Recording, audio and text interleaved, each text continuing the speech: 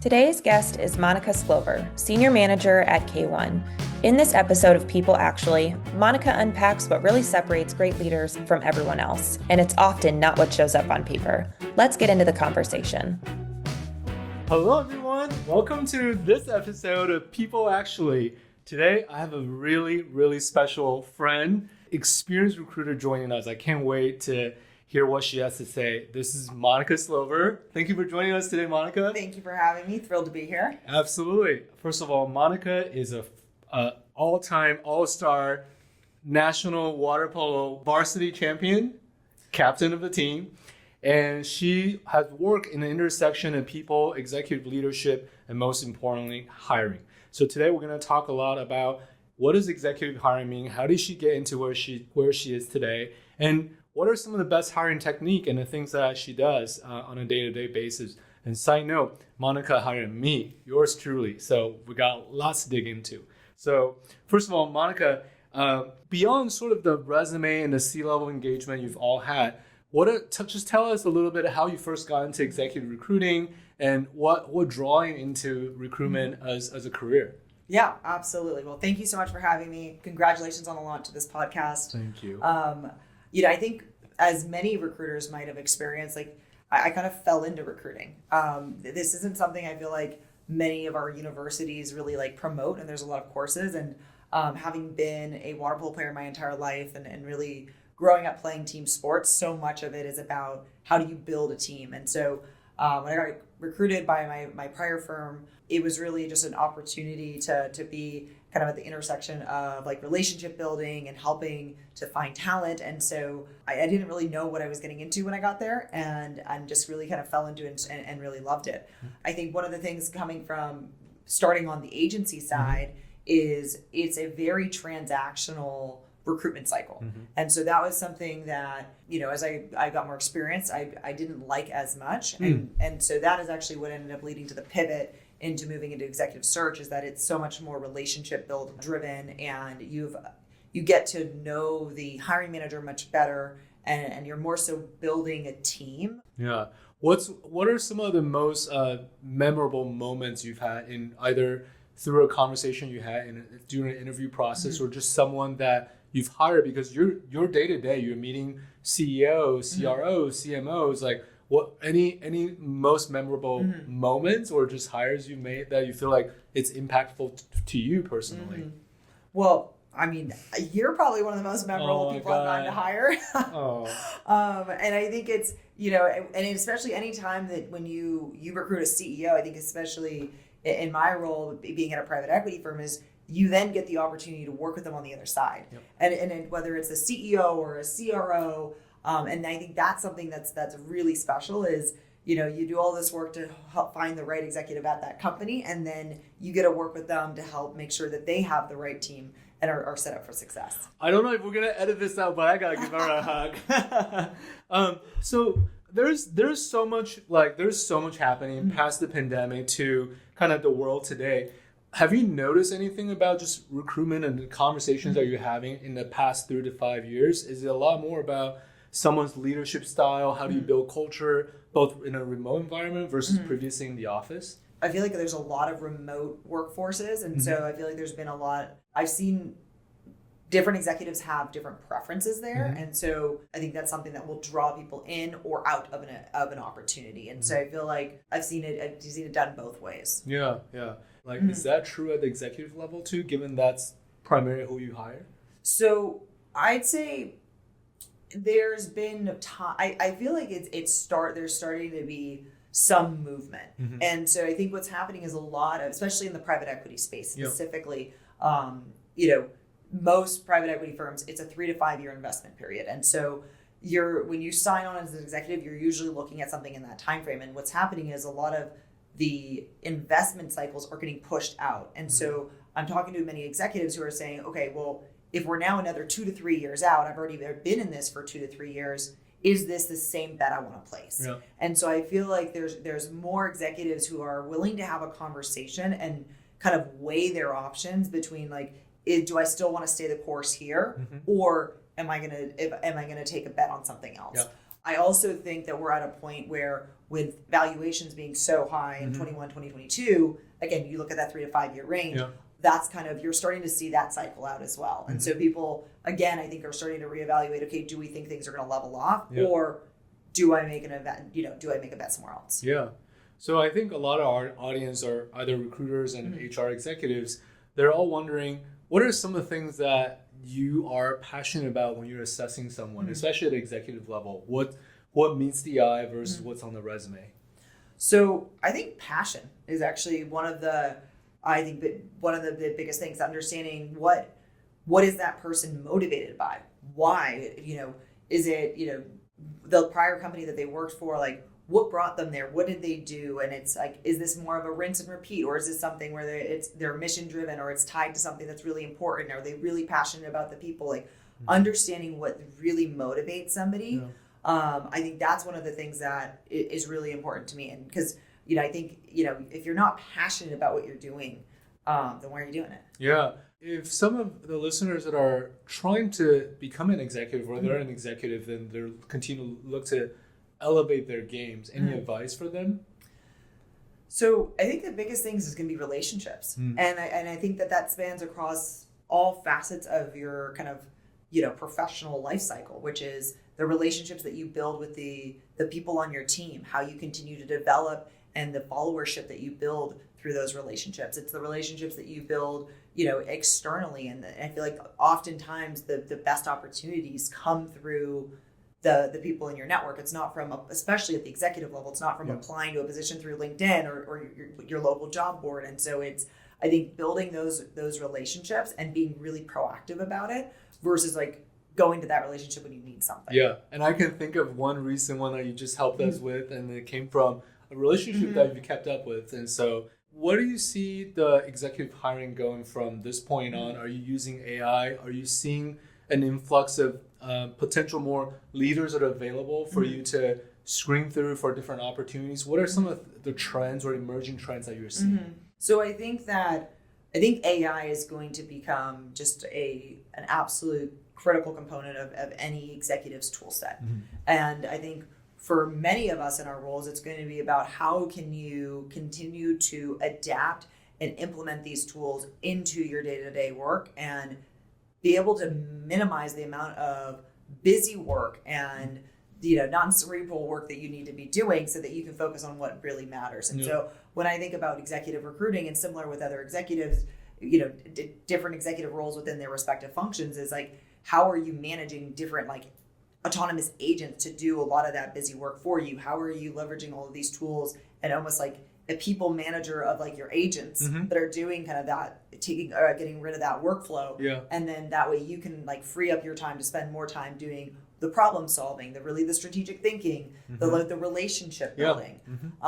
So I think that's going to be like a big focus, and for, and that's at like an execution level for me in executive search. But when I think about how that scales up into an executive level, it's similarly like, how are you creating that path for your teams? How are you enabling your teams to be able to be much more effective and efficient? And how are you able to do, and it's constantly going to be, how can you do more with less? Right. And so how are you able to continue to try and iterate, leveraging these tools while enabling your teams to be able to perform at the best that they can? Yeah. So a quick extension of that, and I know you manage a team of very talented recruiters. What are you reminding them or constantly encouraging them to do? Like it beyond just building a relationship, and then also understanding maybe the AI toolkits that are potentially available to recruiters. Like, how do you inspire them? What do you ask them to pay attention to?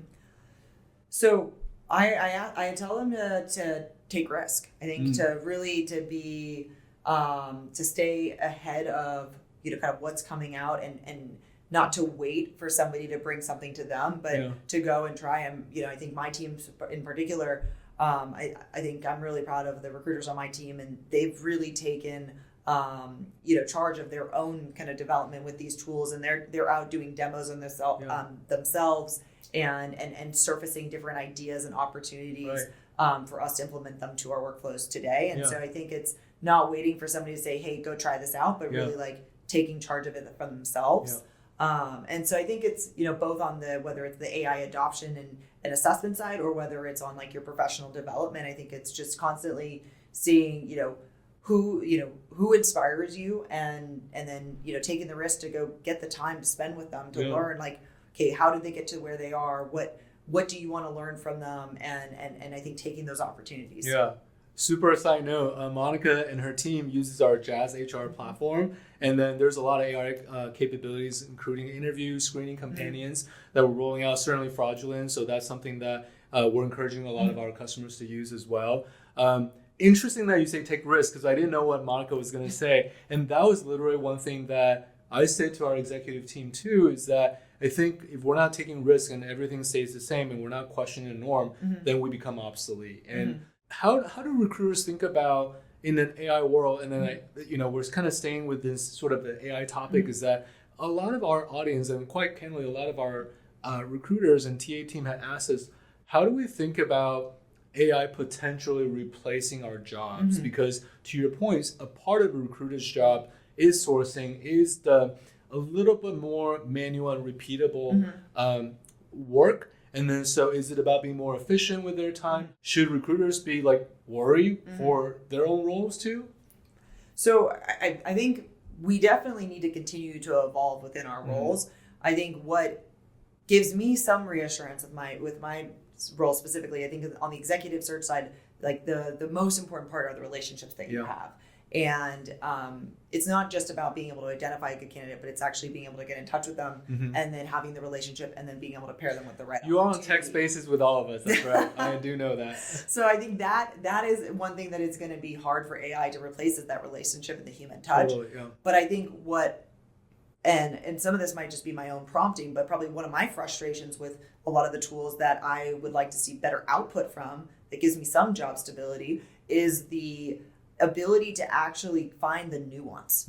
So it's like a candidate resume can look really good, but then the actual skill set, the communication, the style fit, the culture fit, like there's all of these other components about a candidate that like AI can't screen for yet. And true. so it's even, there's the screening component, but then even when I think about how, because we use a number of different tools for like note taking and how you consolidate that into a scorecard, and I think AI is really effective at like taking the data and being, okay, this candidate was at this company that does X and it grew from X to Y, and here's the team size, and it's a lot of those details, but like a lot of the nuance around the how and the way that they articulated that, and those components and the sentiment, I feel like AI hasn't been able to figure out the sentiment piece. Right. And so I think that's another area that I think that we still have a leg above on. All right, our product team is listening, and we'll work on that sentiment analysis in an interview to really read the body language. And so,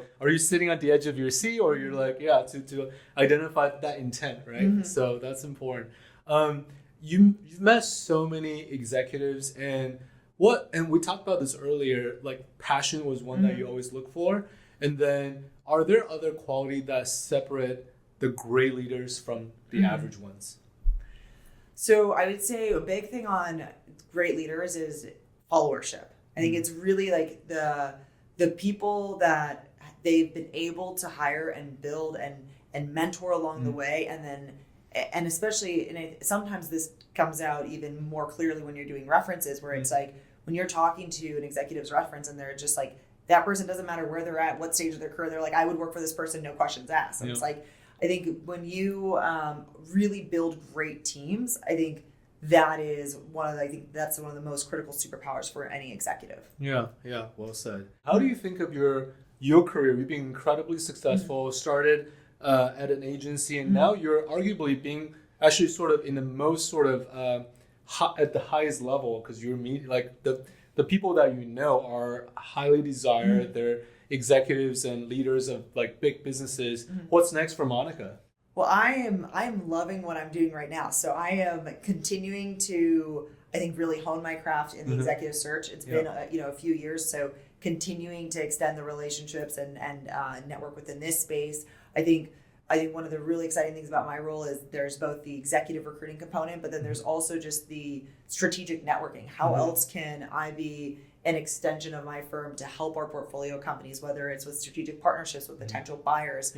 And so it's just consistently opening the door, to other relationships that we can help foster. I think about, how do we continue to grow our team and continue to mentor the next set of recruiters. So I think those are the kind of the immediate, terms. But I think, I would love to, I think for where I'd like to be in 5 years is just an entirely elevated version of myself today, continuing to just have an even more incredible Rolodex of wonderful executives like yourself. Amazing. Well, that was not a scripted answer. So the question, I wanted to know what Monica thinks.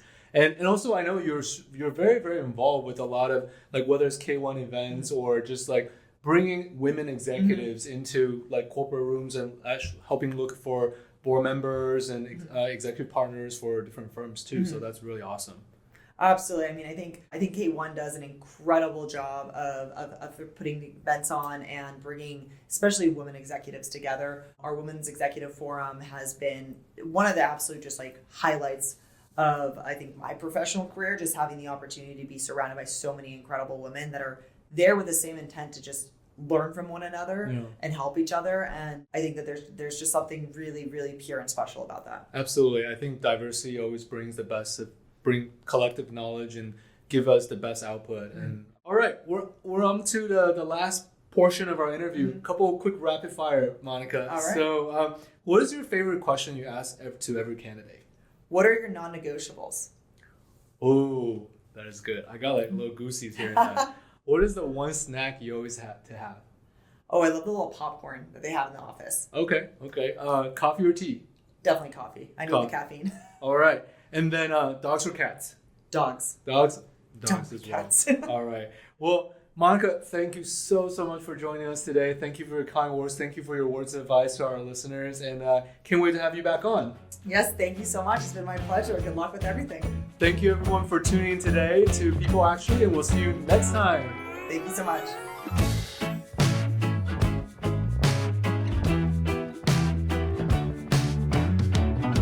People Actually is a production of Employ Inc. The views and opinions expressed on this podcast are those of the individual speakers and do not necessarily reflect the views or positions of Employ or any affiliated or represented organizations.